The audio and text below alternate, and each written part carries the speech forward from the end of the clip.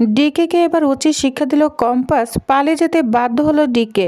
হ্যাঁ প্রিভার 7 দেখা যাবে আজকের পর্বে। বিস্তারিত জানতে ভিডিওতে একটি লাইক দিয়ে পুরো ভিডিওটি দেখতে থাকুন। গল্পের শুরুতেই আমরা দেখতে পাবো কম্পাস ডিকে এবং তার লোকদের সঙ্গে খুব মজা করতে থাকে আর খুব হাসতে থাকে। তখন ডিকের লোক বলে, তুমি হাসছো কেন? একটু পরে তারা কোনো আওয়াজ শুনতে পায়। বলছে, কি ব্যাপার, কিসের আওয়াজ? আচ্ছা তুমি কি প্ল্যান করে রেখেছো? কিসের আওয়াজ হচ্ছে? এই বলে সবাই আতঙ্কিত হয়ে ওঠে। চারিদিকে ধোঁয়া ছড়িয়ে পড়ে। তখন কম্পাস তার হাতের বাঁধনটা নিজেই খুলে ফেলে। এদিকে কম্পাস নিজের বুদ্ধির জোরে একদম সারা ঘরে কোনো একটা স্প্রে দিয়ে দেয়, আরও অন্ধকার হয়ে যায়। ডিকেকে তখন কম্পাস বলেছি না আপনি পালাতে পারবেন না। এই বলে ডিকেকে আরও ঘাল করতে থাকে কম্পাস। ডিকে একদম পড়ে যায়, কিছুই দেখতে পায় না। তখন তার লোক এসে বলে, স্যার উঠুন উঠুন, কি হয়েছে? ওই মেয়েটাকে মেরে ফেলতে হবে।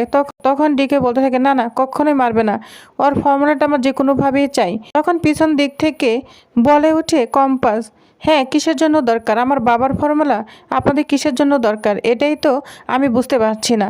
এটা না জানলেও তো আমি কখনোই দিব না। তখনই কম্পাস বাঁচার জন্য একদম ছাদের উপরে চলে যায়। ওইখানে লাল কিছু ধোঁয়া দিতে থাকে কম্পাস। এদিকের আশেপাশে পুলিশ রয়েছে। হঠাৎ করে একটা পুলিশের চোখে পড়ে লাল ধোঁয়া উঠছে। তখন বলে, স্যার ওই তো ওই বিল্ডিংয়ে লাল ধোঁয়া উঠছে। ওই মুহূর্তেই বিহান ফোন দেয় পুলিশ অফিসারকে। বলছে, স্যার হ্যাঁ আমি শুনতে পেয়েছি ওই বিল্ডিংয়ে লাল ধোঁয়া উঠছে। আমাকে কম্পাস বলেছিল যদি কোনো নেটওয়ার্ক না পাওয়া যায় তাহলে আমি যেখানে থাকি সেখানে আমি লাল ধোঁয়া উড়াবো, তাহলে বুঝতে পারবেন যে আমি ওইখানে আছি। তো পুলিশকে সব কিছুই বলে দেয়। বলছে, আচ্ছা ঠিক আছে আমরা ওইখানেই যাচ্ছি। এটা বলে পুলিশ ওই বিল্ডিংয়ের দিকে যেতে থাকে। কম্পাস তখন ডিকের পিছনে এসে বলে, শুনুন এসব করে না কোনো লাভ হবে না, বুঝতে পেরেছেন? বরং বসে আলোচনা করি, চলুন। তখন ডিকের লোক ওকে ফাঁদে ফেলতে চাইলে ডিকে বাধা দেয়। বলছে, দাঁড়াও। তখন কম্পাস বলে, আপনার আসল ধান্দাটা কি? কি ব্যবসা করেন? ভালো কিছু করেন বলে তো মনে হচ্ছে না। কি নিয়ে রিসার্চ করে আপনার টিম? বলতে তো আজকে আপনাকে হবে, আপনি আর পালাতে পারবেন না। এদিকে পুলিশও চলে এসেছে। ঠিক কম্পাস যেখানে আছে সেখানেই ফলো করতে করতে চলে এসেছে। কম্পাস তখন ডিকেকে বলতে থাকে, আমি কোথায় আছি সেটা সবাই জেনে গিয়েছে, বাইরে পুলিশ এসে গিয়েছে, সারেন্ডার করুন। অলরেডি পুলিশ ঢুকেও পড়েছে কম্পাস যেখানে আছে। পুলিশরা চারিদিকে সার্চ করতে থাকে। এদিকে ডিকের লোক বলে, স্যার চলুন স্যার, এখন এখান থেকে চলুন, পুলিশ চলে এসেছে। তখন পুলিশ ভিতরে এসে সবাইকে বলতে থাকে, এই দেখো ভালো করে খুঁজো। তখনই কম্পাস পুলিশ অফিসারের কাছে চলে আসে। পুলিশ অফিসার বলে, আপনি ঠিক আছেন তো? কম্পাস বলে, হ্যাঁ স্যার আমি ঠিক আছি। আসলে আপনাদেরকে সিগন্যাল দিতে একটু দেরি হয়ে গেল, কারণ নেটওয়ার্ক কাজ করছিল না। তখন পুলিশ অফিসার বলে, আপনার শাশুড়ির বিহান বারবার খবর নিচ্ছিল, ওদের জানানো দরকার আপনি ঠিক আছেন কিনা। তখন বলে, আমি এক্ষুনি ওনাদেরকে ফোন করে নিচ্ছি, আপনি চিন্তা করবেন না। তখন পুলিশ অফিসার বলতে থাকে, লোকটা পালিয়ে গেল। তখন বলে, পালিয়ে কোথায় যাবে? আপনি কোনো চিন্তা করবেন না, ওর অস্ত্র না আমার কাছেই আছে। এবার না ওনাকে আমি কখনোই ছাড়বো না, কিছুতেই না। এবার আমাকে এটা জানতে হবে লোকটা আসলে কি বিজনেস করে, কেন আমার বাবার ফর্মুলাটা এভাবে চাচ্ছে, আমাকে সবটাই জানতে হবে।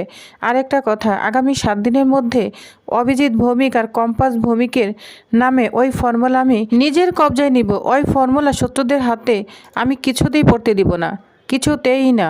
এদিকে ঋতুজা কম্পাসকে ফোন করে জানিয়ে দেয়, মা আমি ঠিক আছি, কিন্তু লোকটাকে ধরতে পারিনি, পালিয়ে গিয়েছে। তবে পালিয়েও কত দূর যাবে, ওকে আমি ধরে ফেলবো। তখন ঋতুজা বলে, জানি মা তুমি ওকে ঠিক ধরে ফেলবে, তবে এখন বাড়ি চলে আসো, বাড়ি চলে এসো মা, খুব চিন্তা লাগছে। তখন বলে, ঠিক আছে। এটা বলে ফোন রেখে দেয়। রুদ্র তখন বলে, মা কম্পাস ঠিক আছে? তখন বলে, হ্যাঁ ঠিক আছে। জানো রুদ্র, ওই লোকটা না কম্পাসের ভয়ে পালিয়েছে। তুমি ভাবতে পারছো ওইটুকু একটা মেয়ে বুঝিয়ে দিয়েছে যে ওকে কাবু করা অতটা সহজ নয়, কিন্তু পালিয়েছে। পালিয়ে কত দূরই বা যাবে, ঠিক ধরে ফেলবে কম্পাস। আর শুধু ওকে ধরবে না, তুমি দেখবে ওর সঙ্গে যারা যারা আছে সবাইকেও ধরবে। তুমি মিলে নিও আমার কথা। পিছনেই তখন অখিলেশ দাঁড়িয়ে আছে। অখিলেশকে দেখে ঋতুজা অবাক হয়ে যায়। তখন ঋতুজা অখিলেশকে বলে, আচ্ছা কি ব্যাপার, খুব হতবাক হয়েছে মনে হচ্ছে, যেরকম ফল আশা করেছিলে সেরকম পাওনি না? যার শুনে অখিলেশ একদম অবাক হয়ে যায়। তখন বলে, তুমি আমার সাথে এভাবে কেন কথা বলছো? আমি কি ফল আশা করেছিলাম আর কি পাইনি? তুমি যেটা ভাবছো সেটা ভুল ভাবছো। কম্পাস ওইখান থেকে ফিরে আসুক এটা আমি মনে মনে চেয়েছিলাম, ওর সেফটিও চেয়েছিলাম। তখন এখানে বিহান এসে বলে, মা কম্পাস ঠিক আছে, পুলিশ আমাকে জানিয়েছে আর লোকটা পালিয়েছে। তখন ঋতুজা বলে, আমি জানি, আমাকে জানিয়েছে। তখন বিহান একটু অভিমান করে বলছে, বুঝতে পেরেছি কম্পাস আর আমাকে জানাবে না, এর জন্যই তোমাকে জানিয়েছে। তখনই ওইখানে মোনা চলে আসে। মোনালিসা বলে, সরি আমি তোমাদের বলে আসতে পারিনি। অ্যাকচুয়ালি আমি তোমাকে ফোন করার চেষ্টা করেছিলাম বিহান, কিন্তু তুমি ফোনটা ধরোনি। আচ্ছা যাই হোক, তুমি আমাকে ছাত্র সংগঠনের প্রেসিডেন্ট বানালে আর আমি কাজ ফেলে রাখলাম, সেটা তো ঠিক হবে না, তাই না? যা শুনে ঋতুজা অবাক হয়ে যায়। এদিকে ডিকে কম্পাসের ছবি দেখে বলছে, ইন্টারেস্টিং, ভেরি ইন্টারেস্টিং গার্ল। তখনই কম্পাসের বাবার ছবি নিয়ে বলে, অভিজিৎ ভৌমিক, অনেক কাল ধরে আমি তোমার পিছনে পড়ে আছি। তুমি মানুষের ইমিউনিটি পাওয়ার বাড়ানোর জন্য ইনজেকশন বানিয়ে দিবে, মানুষের ওষুধের পেছন কম পড়বে, মানুষ আর টাকা খরচা করে ওষুধ কিনবে না, সেটা তো আমি হতে দিতে পারি না। এতকাল আমি তোমাকে আটকে রেখেছি, তোমার ইচ্ছে অনুযায়ী তোমাকে আমি কিচ্ছু করতে দেইনি। তোমার প্রত্যেকটা শ্বাস প্রশ্বাস আমার দ্বারা চালিত হয়েছে। আর তোমার মেয়ে তোমার মতোই জেদি হয়েছে। তোমার মেয়ে আমাকে শেষ করে দিতে চাচ্ছে। তখনই ওইখানে অভিজ্ঞান দত্ত চলে আসে, বলছে, আমি এসে গিয়েছি ডিকে। তখন ডিকের সঙ্গে হাত মেলাতে থাকে অভিজ্ঞান দত্ত। এদিকে দেখা যায় মোনালিসা বলে, স্টুডেন্ট ওয়েলফেয়ার নিয়ে কয়েকটা কথা ছিল, আন্টি তো এখানে আছে, তাই ভাবলাম সবাই মিলে এখানে আলাপ করে নেই, তারপর এখান থেকে কলেজে চলে যাব, কেমন?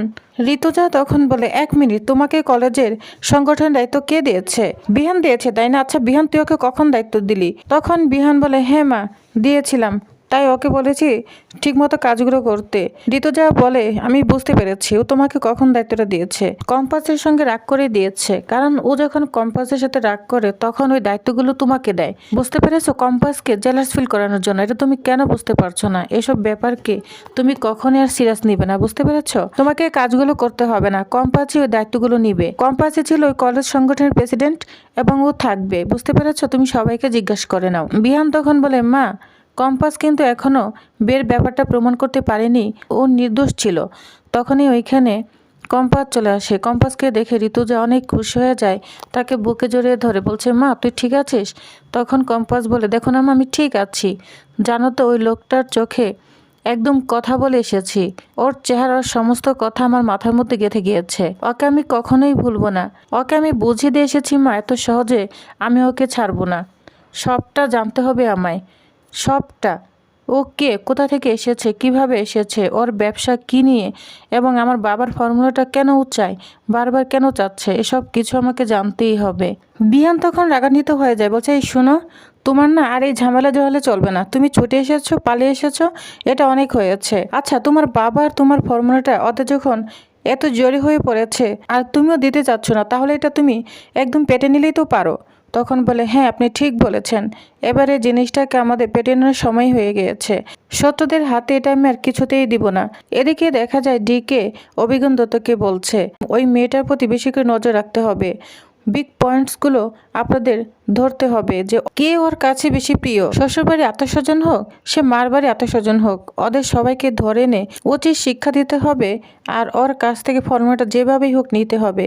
কেন এই ফর্মুলাটা আমার বেশি দরকার আপনাদের তো জানা দরকার। জানেন, এই মার্কেটে প্রায় অধিকাংশ মার্কেটে আমার ওষুধ চলে, আর যদি এখন সেই ইঞ্জেকশনটা বের হয়ে যায় তাহলে আমার ওষুধগুলো চলবে না, আমি কোটি কোটি টাকা লসের মধ্যে পড়ে যাব। তাই ইঞ্জেকশনটা কিছুতেই মার্কেটে আসতে দেওয়া চলবে না, বুঝতে পেরেছেন? এই জন্য এই ফর্মুলাটা যেভাবেই হোক আমাকে পেতে হবে, যে কোনো মূল্যেই হোক। তখন ডিকে বলে, ঠিক আছে, আপনি চিন্তা করবেন না, অলরেডি ওই বাড়িতে একজন লোক আমার সেট করা হয়ে গিয়েছে।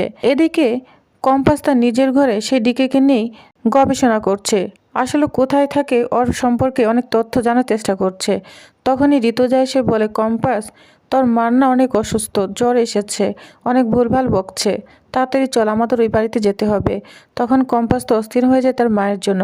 দুজন ওই বাড়িতে চলে যাবে, বলছে, মা আমরা যে এখানে নেই কাউকে জানতে দেওয়া যাবে না। তো ওইভাবে দরজাটা শুধু বন্ধ করে চলে যাবে, কিন্তু বাইরে কারো কথা শোনা যাচ্ছে। তখন ঋতুজা বলে, কম্পাস কিসের শব্দ? কম্পাস বলে, মা আমি তো কিছুই বুঝতে পারছি না, চলো এগিয়ে দেখা যাক। এই বলে তার আস্তে আস্তে এগোতে থাকে। অন্যদিকে কম্পাসের মা খুবই অসুস্থ হয়ে পড়েছে।